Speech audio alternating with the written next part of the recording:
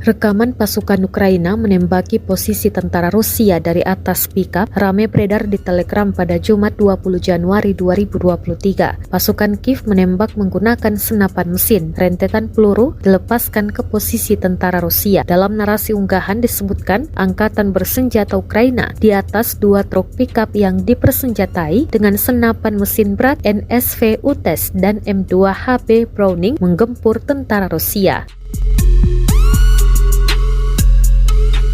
Serangan diklaim tepat mengenai sasaran. Sayangnya tidak dirincikan lokasi penyerangan Ukraina ini. Di sisi lain, Rusia mengklaim berhasil merebut sebuah desa dalam gerak maju dan pertempuran sengit selama berbulan-bulan menuju kota Bakhmut di Ukraina Timur, Jumat 20 Januari. Juru bicara Kementerian Pertahanan Rusia, Igor Konashenkov, dalam jumpa pers reguler hari Jumat mengatakan desa Klishchivka, 9 km selatan Bakhmut telah dibebaskan.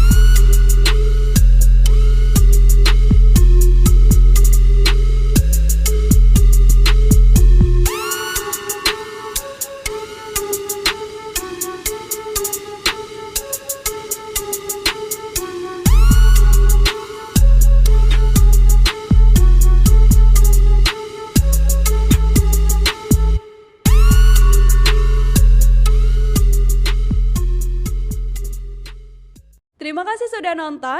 Jangan lupa like, subscribe, dan share ya.